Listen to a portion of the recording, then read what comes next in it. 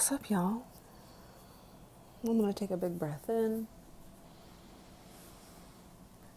I'm going to let it go.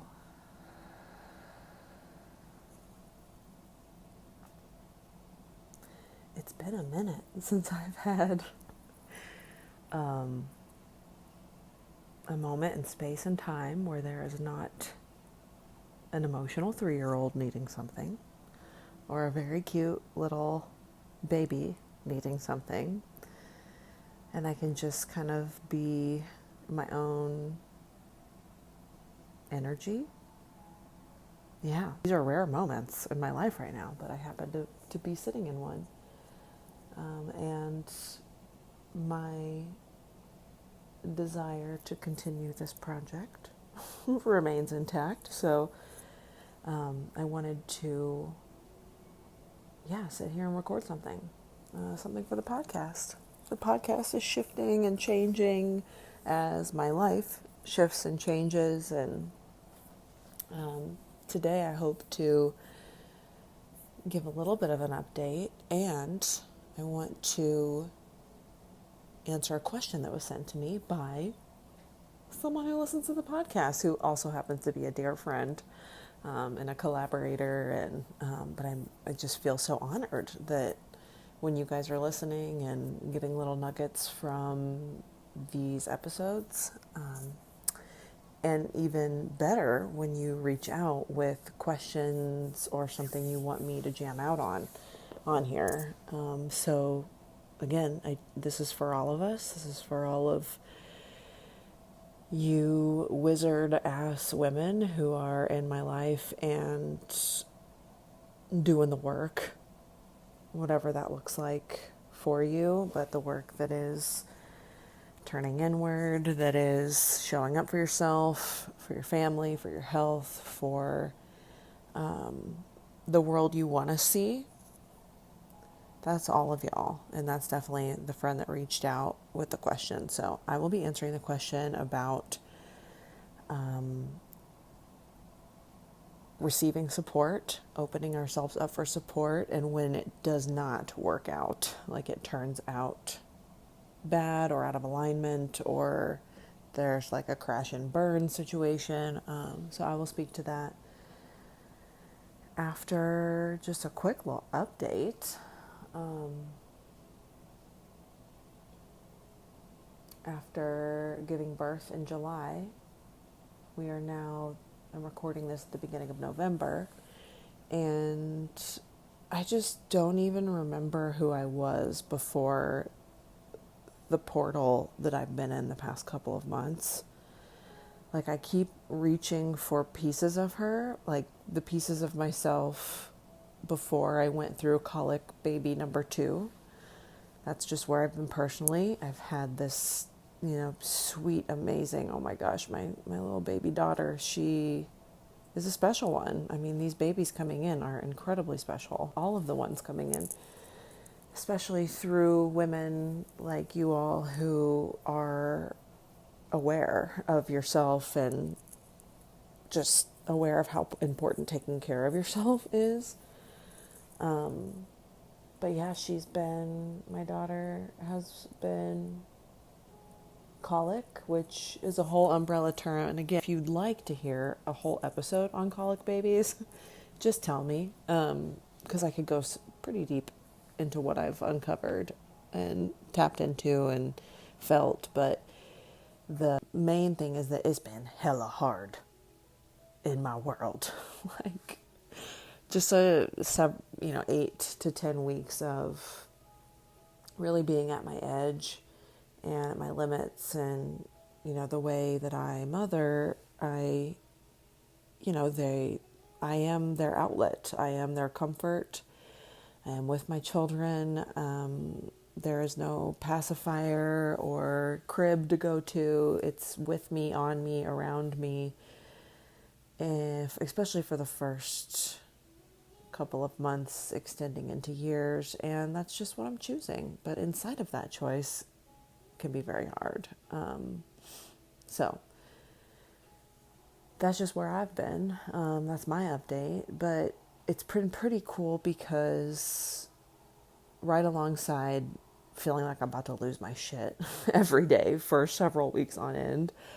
There has also been with it an amount of inner peace and groundedness that has made it so that I've maintained somewhat of a solid self-care and self-honoring routine now.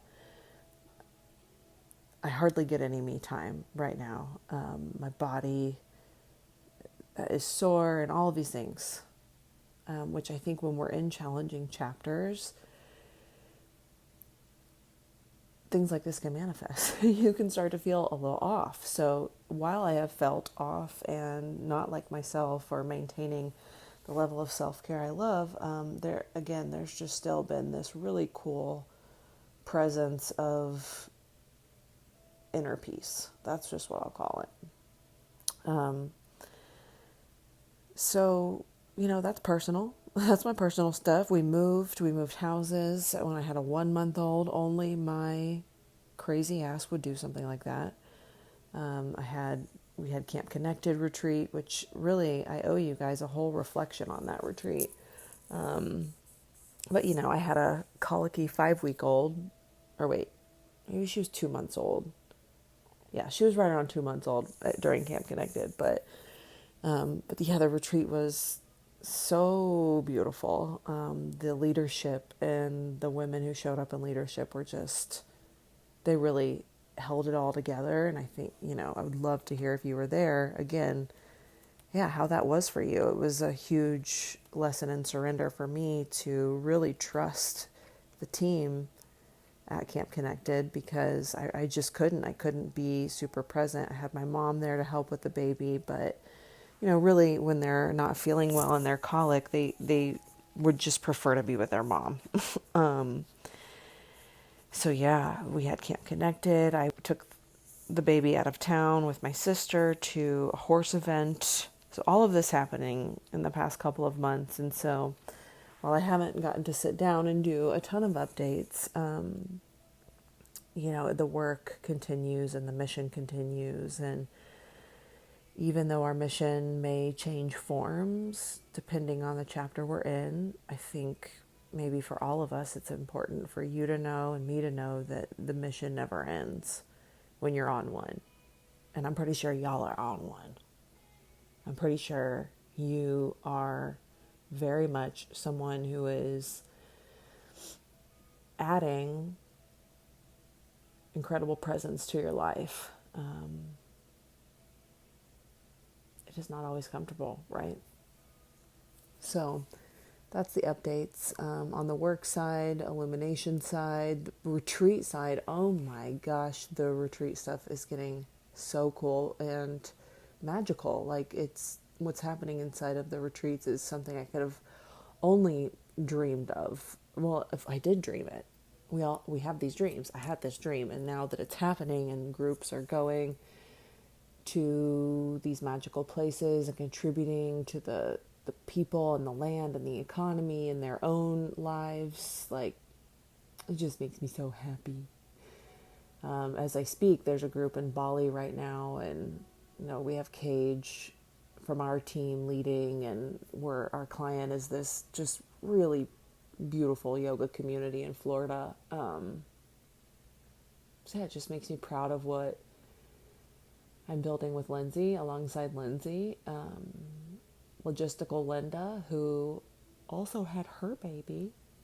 If you follow along the episodes, we sat down and spoke to this in Guatemala earlier this year, but her baby's here as well. And I try and just do the parts of my work that are life-giving, and this is one of them. Like, and the live trainings slowly are becoming one of them again. We are working on just getting everybody's steady access to the trainings, because they do have value. The tools do have value. That's what I'm working on. Let me speak to my girl's question. I'm not gonna say her name, but you'll know who you are because this is for you. But she basically asked, when we do open ourselves up for more support around us, when we decide, okay, I don't want to hold all of this, I don't want to do all of this, but when that doesn't work out or it falls apart, what is an empowering lens around that? And I got one for you. Because I have been in this situation so many times as well, where we open our heart, I open my heart, I say, okay, I want to collaborate, I want to work alongside someone, there's this goal or there's this vision, and here's somebody or a group of somebodies who, feels like in the moment that we could contribute to each other, or they could contribute to the goal. And, that's how manifesting and designing our lives works. We aren't meant to do it all alone. We aren't meant to hold it all. And that is so clear to me now. And it does require the step that my friend spoke to of opening our heart and saying, okay, like, what is it? Asking the divine, asking the universe, asking God to just help show you the way, and through your own resonance. And so someone comes along and it may work out for a while. Usually it does, or maybe it's a quick falling apart, but it falls apart. And I have lived this experience several times. And what I can say is a couple of things.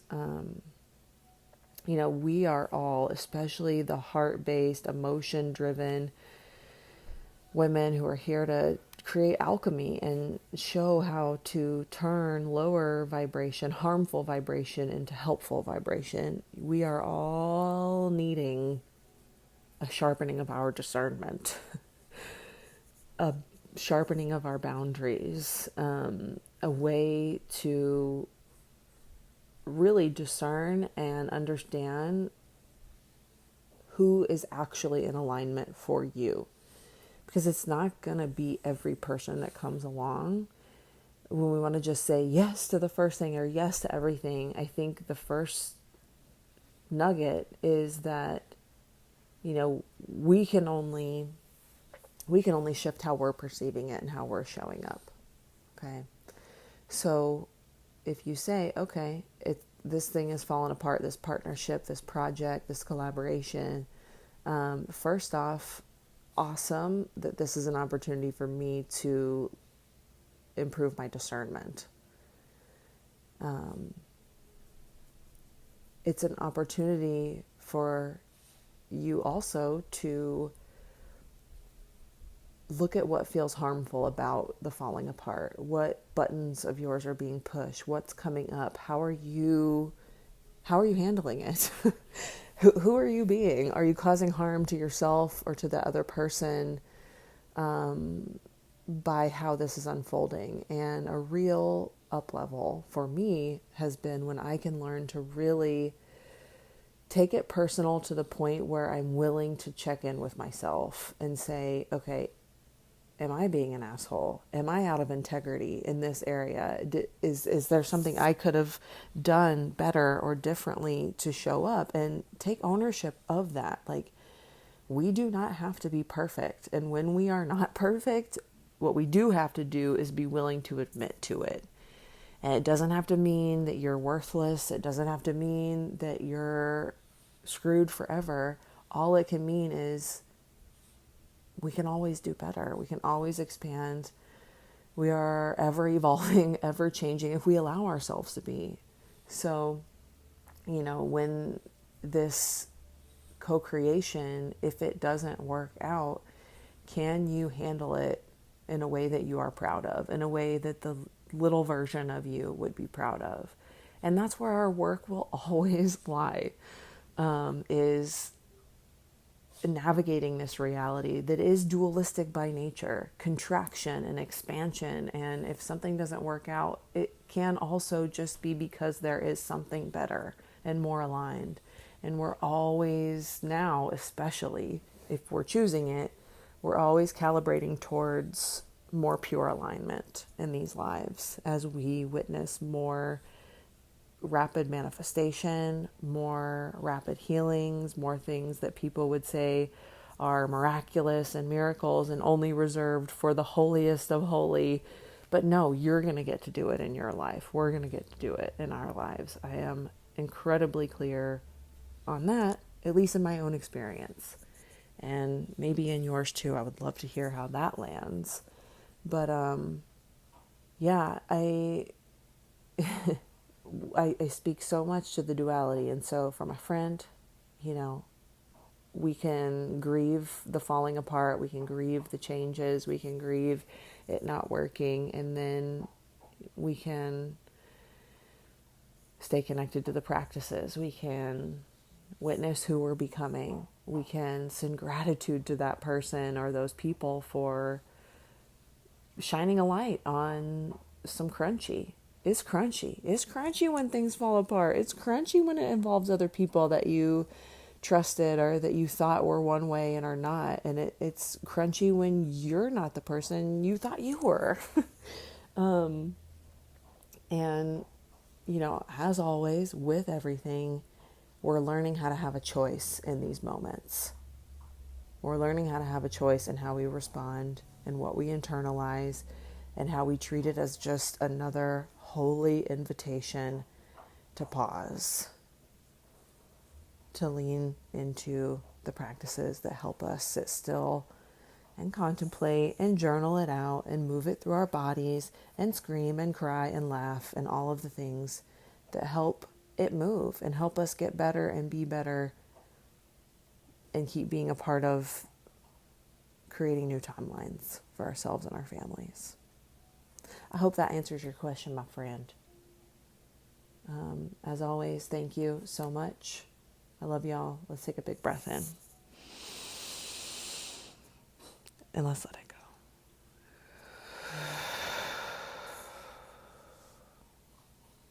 I'll see you soon.